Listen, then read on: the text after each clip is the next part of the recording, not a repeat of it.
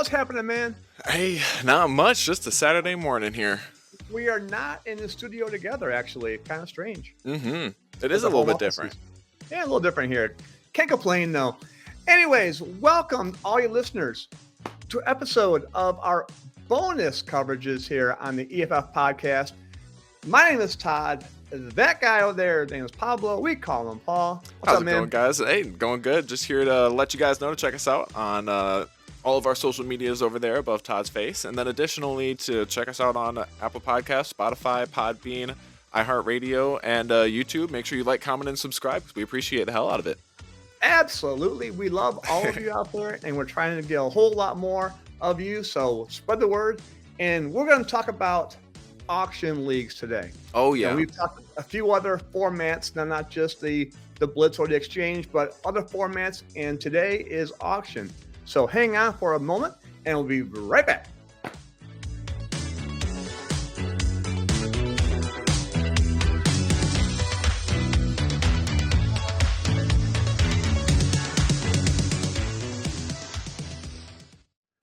All right. So, hey, we talked about last week on the Dynasty Leagues, Pablo, right? Oh, yeah. And how that was kind of like more an advanced class for Sure. fantasy football, right? hmm Auction is also one of those senior level 400 number classes out there because it's not anything like anything else except during the season. hmm Now, auction leagues, there have been some few different nuances between them, but what is really cool is you get to spend the money on the players that you want. You're not just reliant on who's available at your spot. Right. So let's talk a little bit about how these auction leagues start and how the draft start. And just so you guys know, the Extreme Fantasy Football will have an auction draft league available on Sleeper. So if any of Absolutely. you out there want to play, it's the first time playing with us. Let's go out and have a little fun. And the beginning, the first year of auction is really, really cool because there's no advantage anywhere. hmm So it's gonna be kind of fun to do that. So Oh yeah, and let's it's a great spot too if you're trying to learn a little bit about it. You learn it from this podcast, join into the league, have a little bit of fun with it. I think it'd be good. yeah. Now there is quite a bit of prep work when you get into an auction league and getting prepared for players who you want and players who you don't want, and then some strategies out there that I want to nominate this guy and whatever, and find out how much Paul's spending on a quarterback and try and get an idea of what he may have left. Because when I want somebody that I want, I can go ahead and I can really bid strong on that. So let's get into it hmm with kind of what's happening in the world of auction leagues. Oh yeah. All right. Now, most auction leagues start with the bare minimum of players: the one quarterback, the two running backs, two receivers, a tight end, a kicker, and a defense. That's the Sure. norm. Very normal. You're probably not going to find a super flex auction league. It's not going to happen out there because the way that the way that the drafting is that each team owner gets a chance to nominate a player or a team for defense. hmm So if you have a 20 person roster, it'll take forever, right? So most auction leagues are on a little smaller roster size. So you have those starters and you have maybe a backup on most positions, probably not a backup on the kicker or defense because they're pretty cheap. You could buy them if you need to on the free agency waiver wire. All right. hmm Now, the basic strategy is to kind of have an allotment of money that you're looking to spend on each particular group. Okay. Now, Sure. it's Saturday morning. I don't want to get into a big old math class because that's not the right thing for us to do on a Saturday morning on a podcast or video or not. It doesn't matter. But let's just use that we have a $100 budget. So every team owner in the league walks into the auction war room with the $100 that they can spend on their players. hmm The prep work starts back when you set aside what you feel is a budget for the starting quarterback, for the backup quarterback, for the starting running backs, for the backup running back, and so on down the line. So we're going to run through these kind of quickly, and then we'll break it down a little bit more as it go on down the line. All right. Yeah. You ready for this, Paul? Well, yeah, I just want to quickly break in and say that, like, the point of this is to set a roadmap for success for your team. Because if you go into these auction leagues trying to just look at your pool of money and say, as these players come and go, I'm just going to bid for fun, then you'll quickly realize that you run out of money too fast, or that you just have a bunch of money left over in the end that you can't do anything with, Right. Right. Now, it's very important that you understand your particular league scoring and roster size and a thing called FAAB, FAAB. We'll get to that a little bit later on. Okay. And how the money is spent. But let's get to the quarterbacks first. Mm-hmm. Now, remember, you have $100 here, Pablo. Yep. And I got to buy a lot of different people on my teams. The way that people are advising to do this, and I've done a few auction leagues now. It's been many, many years, but I've done a few auction leagues in my past, and I think they're fantastic. Mm-hmm. The way that people usually do things is they group a number of players, 5 to 7 players per group, that they're going to link. Hey, I'll take any one of these people in this group. I'll take any one of these people in this group. And you start setting this. Let's just go ahead and go through some quarterbacks. You may have the top 5 or 7 quarterbacks in the league that you might want. Yeah. And you have to think any of them would work. Okay? Sure. So I'm cutting you off there as I'm talking. Oh, no, you're all good. So I might have the 5 to 7 quarterbacks in group A for me. And I might have quarterbacks 8 through 14 in group B, and then 15, and then so on, so on, so on, right? Okay. So the backup quarterbacks typically have a budget range of around 5 to 7% of your money. Okay. Interesting. Starting quarterback. Well, you said backup quarterback originally, but you mean the starting quarterback. The starting quarterback. For a starting quarterback, between 5 and 7%. Okay. Okay. So if I have this 5 to 7 quarterbacks in my group A. Well, we can just say $5 to $7 here in this Exactly, example. Yeah. Exactly. That's why I use $100. So good job. Right. So $5 to $7 to get a starting quarterback, somebody in that group A that you decide you want. Okay. So these are going to be some of the best quarterbacks that you're going to be looking for, and they're going to be for $5 to $7. That's interesting because from the outside, I could easily see $10 to $15 being put on that position for starting even. But, yeah. So kind of like in a lot of fantasy leagues, the running backs and receivers bring in a lot of points. Mm-hmm. So in auction league, you kind of want to allocate more money to the running backs and receivers. Now, there are some strategies to differ a little bit, but we'll get into that in a second. So if I have 5 to 7 players that are my QB A or QB1 group, whatever I call it, right? Mm-hmm. And I can spend $5 to $7 for them. If I can get one of those guys, great. If I have to go to my second tier of players, I may be in the maybe $4, $5, or $6 range, right? And then my third tier, and then down. Mm-hmm. All right. So that's kind of like starting it. So you want to create your grouping of players by position with a 5 to 7 players per group, and then set a dollar amount that you feel that you'd want to spend for any of the players in that group. Right. Well, so we've only gotten into the quarterbacks here so far, though. Yeah.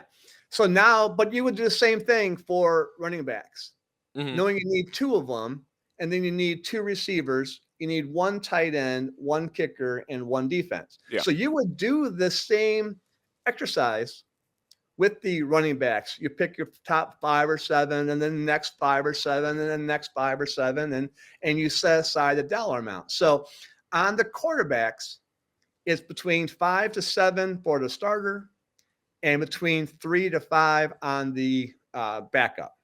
Okay. Now these are all just a budget. Now you got a budget at home. Yeah, that's anywhere from like $8 to $10 of your $100 market there, which is nice. Quarterbacks. Yep. Yeah, for both quarterbacks. Yeah. Okay. Sure. Now, running backs, it's the same kind of thing again, but you probably going to want to spend around $15-ish per starting running back. Okay.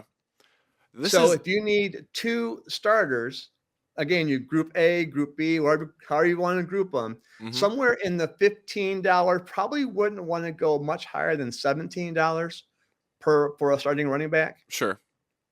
And then your backup will be somewhere in the $10 to $12 range. Yeah. That is very interesting to me, because I mean, I understand that when it comes to a backup running back, you want them to be reliable. So putting 10% on that, I guess I could see, but it's certainly a big investment for a backup running back. But you want to get those consistent scores from those high scoring players. So I can understand it. It definitely surprises me that the backup running back percentile is more than both quarterbacks combined. Or I mean, it could be potentially if you aren't going to be putting a lot of money on them. It could be. You're right. And it is kind of strange. But with running backs, if we have, let's just pick on Montgomery and Gibbs here, right? Mm-hmm. Now, that's one of the strategies. You might actually want to pick, and we're not going to get into that so much maybe now, but you might want to pick Jahmyr Gibbs and then also pick up David Montgomery. Well, David Montgomery is almost like a starter, right? So he's going to be getting a lot of carries, a lot of catches, a lot of points also. So you want to put more value on the players who you think would actually be playing more often and not just relying on your 2 stud running backs. Sure. Because they're going to get hurt and then you're going to get screwed. Well, or they're going to have a bye week and you're going to get screwed. That was the big train of thought there, is that running backs are also the one most likely to get hurt. And so it's a high risk. Yeah. So you can afford to put more money into a running back as a backup if you really do your homework right. Okay. The numbers are the exact same for receiver. So again, you're grouping your $15-ish, probably not more than $17. And then you round your $10 for your backup. That's kind of the same thing as running backs. Yeah. All right. Tight ends are a little bit less, although if you get like a Brock Bowers, he's almost like a receiver. So if you get the right, tight end, it could be a little more. But tight ends are usually going to be somewhere in the 5 to 7 range, very similar to a quarterback. Right. And the reason that is because there's only a few top tight ends in the league. There are many top quarterbacks in the league. Okay, that So makes if you sense. want to get an elite tight end, you probably got to spend in the $5 to $7 range for a starter, and then probably again somewhere in the 3 to 5 range, depending on what your budget might be exactly for a backup. Okay, yeah, that makes sense. Okay. Kickers truly are about $1. Yeah. For a kicker. In fact, I've even heard, I've not played with one, but I've even heard that some leagues no longer had kickers in them because there's just not much difference between the 20th kicker in the league and the first kicker in the league. So there's really not much there. That's a good point. And then your last few dollars will probably be someone on your defensive team. That if we break all that down, all those 5 to 7 and 15 to 17 and 10 and 3 and all that kind of stuff, you get pretty close to the 100% range. Well, right? actually, I wanted to address that, and this is because it's intentional. Am I close? No. Well, I mean, you're right around 70%. So you've got 20% from your running backs, 20% or 25% for your running backs, and 25% for your wide receivers. You've got about 8% on your quarterbacks and 8% on your tight ends, and then an additional 2. So you've got essentially 50% plus, give or take, about 20%. And the reason that I'm bringing this up, though, is because intentionally it's important that you want to keep some portfolio money when you're all done. True. But remember, you need 2 running backs. So you're 15% per running back. And 2 that's where you have the backup running back, right? And the backup is around 10%. So you're going to be spending 45% on running backs and wide receivers? Because you're going to get 3 of them? I see what you're saying. Yeah. Okay. Well, then that does change the numbers there, and that puts you right around 100%. Yeah. Correct. Yeah. Again, you're going to be really strong. Typically on your scoring, you're going to be really strong on running backs and receivers. But again, it's important to realize what the scoring actually is for your league. So you don't want to be running back heavy on a pass heavy league. Gotcha. Okay. Yeah. So maybe be kind of aware of that. So all right, so there's your $100 that you have on the budget, and you kind of a plan. All Mm-hmm. right. Now there are some strategies that you can do that may differ between you and I, and there actually is There are some auction dynasty leagues, which is a whole nother combination of things here. But Paul, I'm going to give you an idea here. Do you think that you might want to spend, a lot of money, go over your quote unquote budget to get a superstar or two? Mm-hmm. Or do you want to spend your money pretty evenly and get a pretty even team across the board? I would be the person to take a couple superstars. Um, the big thing is that like if you're going into a league and you don't have any big players, then it's really hard to play the trade game and stuff. And I know that Yep. that might not be as prevalent when you have auction in the mix. You might be able to kind of finagle some money in there, make some better transactions without having to leverage good players as much. But um, but yeah, I think it's important to try to keep a couple good studs on your lineups. Yeah. What do you think Yeah. though? What about it? I totally agree. But again, this is the strategy that someone has that you can have. So if I want to spend $20 for a Jameer Gibbs, right? Mm-hmm. He's over my allotment of budget, so I probably got to spend somewhere a little bit less on my backup. I mean, I need to go a $5 to $7 backup, right? Mm-hmm. But if I feel that I want to spend the money on Jameer Gibbs or I want to spend the money on a Josh Allen, then I go ahead and I do that, right? But Yeah. you got to know that you have to pinch corners somewhere else. Right. Exactly. So there are two big strategies. Go for a superstar or two and go for them and spend the money to get them, or go middle of the road. Okay. Yeah. And the only third option is if you happen to be in one of those dynasty auction leagues where you may want to pay heavily on the rookies. But Oh, that's sure. not really a common thing. You're not finding a lot of dynasty auction leagues. They do exist, but not very often. Sure. Yeah. We did cover our Dynasty episode as well on our last bonus episode. So We make sure you we guys did. check that out if you're able to do that. We did.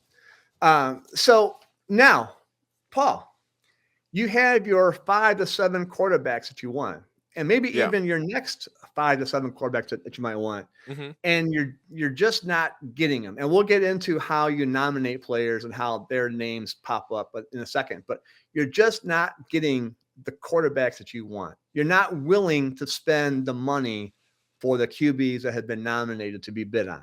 Okay. Yeah. So you're kind of getting shut out on one position. Mm-hmm. Then you have to realize, okay, if I'm going to get shut out or be really, really down to my third or fourth tier people on Mm-hmm. a certain position, I better spend somewhere else and dominate another position. Okay. Right. Yeah. Okay. So you may have trade bait. You may just get Yep. lucky. So don't worry if you get shut out and you're not getting the players you really wanted. Yeah. Don't be Or afraid to cut your losses and find other places, other angles. exactly. Spend the money somewhere else to do that, because that's going to be more important to you, down the road, right? And Yeah. again, like you mentioned before, trade is going to be a big thing, right? And like you've mentioned before, these groupings of 5 to 7 players, this is really important so that you don't have to feel too stuck on any one player, right? Like you don't want to have to feel like if you don't get this player that your team's not going to work, because Right. ultimately then you might overpay for that player, and it's all about understanding Yeah. the value of your lineup and your team that you're trying to build for the most possible value that you can get, right? Right. Now, what you're going to find, and in a traditional league, and the answer is very rarely, but how often is the 1.01 pick in a traditional fantasy league the top scoring player in that league? Yeah.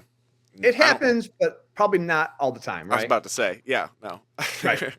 So in the same format on an auction, the highest point scoring running back and receiver and quarterback probably is not the highest bid quarterback, running back, receiver, Mm-hmm. right? Mm-hmm. So if you can do your research prior to the season and then maybe even during the season, and find this person, hey, I can spend my group 2 quarterback is going to be better than a lot of guys in the group 1 that should be out there, then I'm going to save some few dollars there, and I could put that towards my receiver. Right. So don't get hung up like you have to spend the money on the best player, because the best player probably won't get you the most points in the season. Sure. Yeah. Okay. Yeah, that's really important to know, because it's definitely a little bit of a numbers game here, a stats game, and you want to be not too overvaluing of titles and names, big names, right? Yeah.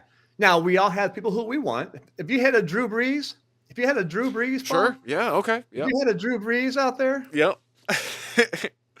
Oh my God. Yep. We got it going. there you go. There you go. Drew Brees. I would spend my $20 on Drew Brees just to have Drew Brees on my team. Yes.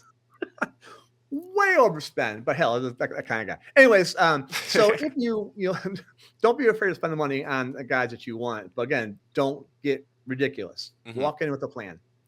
Now, let's chat about how the players get nominated and how they get to bid on certain people. Sure. Yeah. Okay. Every team owner has the ability, and they do it in a circle or do it in order, of nominating any player or any team they want.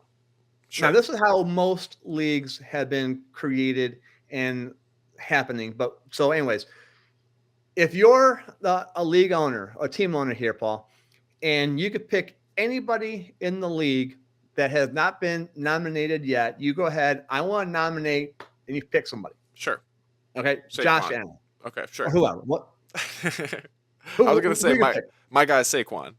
Okay, so you got Barkley. So you're gonna pick Barkley. So now all of us write down our numbers or raising hand, however the league wants to do it, Mhm. and in order or not. And there's usually a commissioner has the old gavel sold kind of thing, like a regular auction happens, and everybody starts to bid on Saquon Barkley. Sure.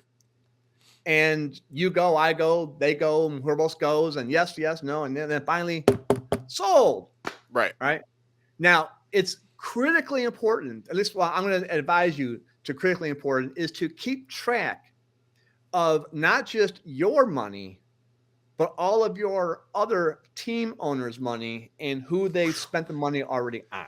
Now, this is why it is not a 100 class right here, ladies and gentlemen. This is No, not at all. And the reason why you want to do that is kind of obvious. If I know that you spent $20 because you really wanted Barkley, right? Mhm. So you went over the 15 to 17 threshold because you wanted Barkley so much. Right. Now I know that you just spent 1/5 of your money on a running back, Mhm. right? So I know where your budget, money is at, your cash is at, right? Which allows you to get the inside knowledge on who's going to be contesting your players in future rounds. Exactly. Right. Exactly. So once somebody nominates a player and that player is quote unquote sold, then it goes to the next team owner and nominates somebody, and then again and again and again, and around and around and around until you have fulfilled your starting lineup. And if you want to go even into your backups, that's fine too. Mm-hmm. So once everybody has their players nominated and they picked them, now you may have some cash left over. Right. Now, this is where a little nuance change or difference between leagues, and you really want to know how your league works. I mentioned the word FAB, FAAB, or FAB, however you want to pronounce it. Mm-hmm. It's the free agent acquisition budget. Now, the FAB exists in other formats of fantasy football also, not just in the auction. So, and we'll get into the nominating process of free agents in the future. But what you really want to find out is at the end of your draft, if you have any money left over, does that money go to your FAB money account? Right. Or does it just go away? Okay. Yeah. Okay. Well, this is something then that you haven't even mentioned yet. But yeah, so essentially there is potentially money that you can have in a pool, right? Like on the side? Um, yeah. So because because things happen in regular football, there are always going to be free agents and waiver wire pickups like you're going to Of find course, in right. almost any traditional league, right? Hmm. So you have this fab money, whether it's a fixed amount or the fixed amount plus whatever you have left over from your draft, whatever that money is, right? Sure. You have a fab account. Okay. Yeah. Now, most waiver wires and free agencies happen on Tuesday. So in an auction league, they quite often they refer to it as auction Tuesday Mm, or like nomination Tuesday, excuse me. right. Nomination Tuesday, bidding Wednesday, and this is where it's kind of tough being a commissioner, an honest commissioner, and there's got to be a way that the league agrees to handle fob money and nominating free agents. Okay, sure. Okay. Yeah. So a player gets hurt in a particular game, and then we want to nominate their backup or a different player who was not bid on before Yeah. as a free agent on Tuesday. So we throw out Mason, right? We'll say Jordan Mason gets nominated Yeah. because we want him to be Good up pick. here. Sure. So Jordan Mason gets nominated on Tuesday. Now the league has to have a way to put in a honest bid and have an honest commissioner who's not going to peek at the bids. Right. If they want to do a weekly Zoom call kind of thing, video call, they can do that if they want. If they want to go to the Okay. silent auction kind of thing, they can do that. However, it's going to happen. The nominations are submitted on Tuesday, and the bidding is done on Wednesday. Sure. That makes Okay. sense. Yeah. Okay. So again, however the league does it, please find a commissioner and a way to make it simple. I like the silent submission Sure. offer. So by whatever time on Wednesday, you gotta have your submissions in there, and whoever has the highest bid gets it. Well, Right. regardless to the honesty of a commissioner, which is of course really important. You really do want to make sure because if they're just looking at the bids anyways and they're like, "Oh, well, I can take this player for this much money," then that's obviously not going to be good Right. for your game. But Right. but all that aside, it does give a 24-hour window on Tuesdays to Wednesdays when people get a look